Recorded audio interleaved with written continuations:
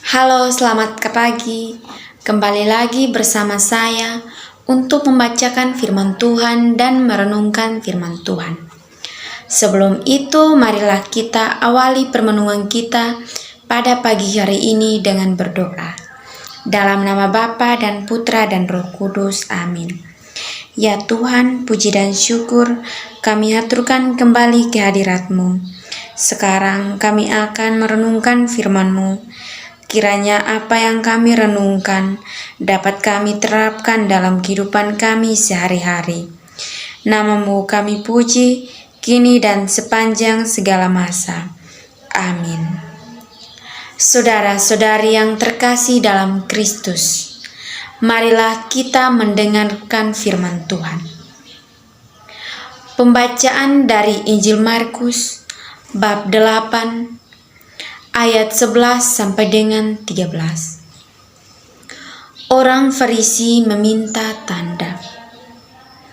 Lalu muncullah orang-orang Farisi dan bersoal jawab dengan Yesus. Untuk mencobai Dia, mereka meminta daripadanya suatu tanda dari surga. Maka mengeluhlah ia dalam hatinya dan berkata, "Mengapa angkatan ini meminta tanda? Aku berkata kepadamu, sesungguhnya kepada angkatan ini sekali-kali tidak akan ada diberi tanda." Ia meninggalkan mereka, ia naik pula ke perahu dan bertolak ke seberang.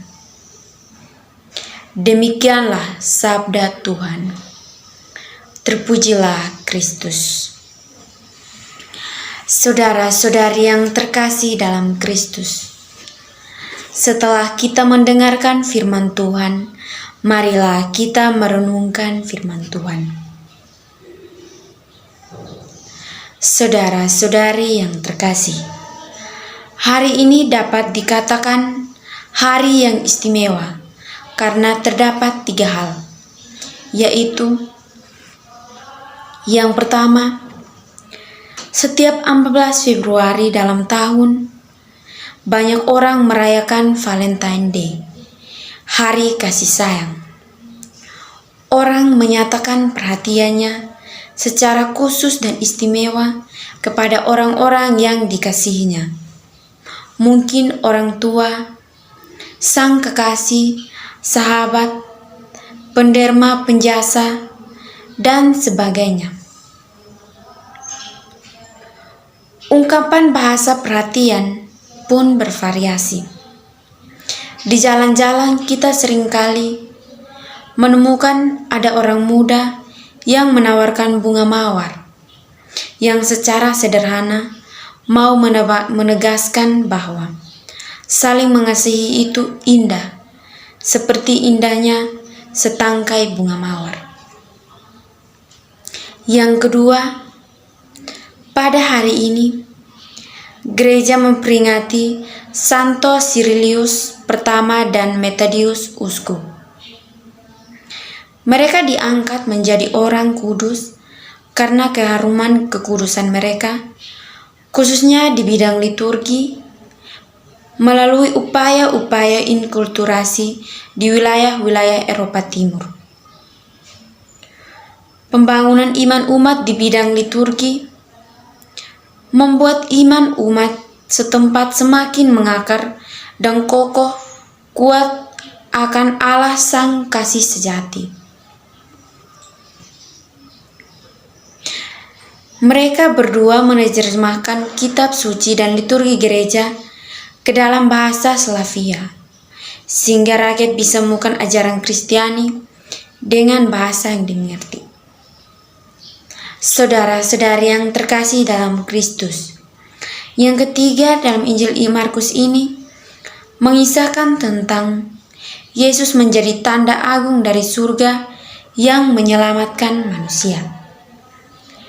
Tanda surga ditunjukkan kepada Yesus, bukan hanya manis di bibir saja, tetapi terungkap lewat seluruh hidupnya.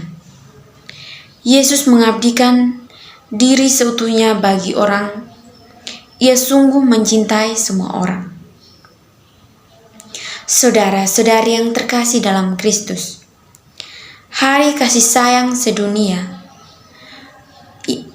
Tuhan mengajak kita menjadi tanda surgawi bagi sesama dengan menjaga pelaku kasih secara nyata, solider dengan orang miskin, rela mengabdi dan memberi diri untuk kebaikan bersama, bahkan rela menderita karena kebenaran.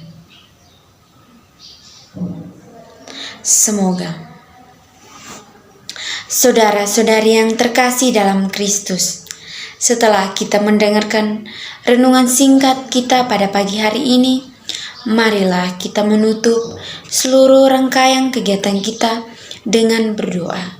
Marilah berdoa. Tuhan Yesus, teguhkanlah hati kami untuk senantiasa setia berbakti kepadamu. Namamu kami puji, kini dan sepanjang segala masa. Amin. Dalam nama Bapa dan Putra dan Roh Kudus. Amin.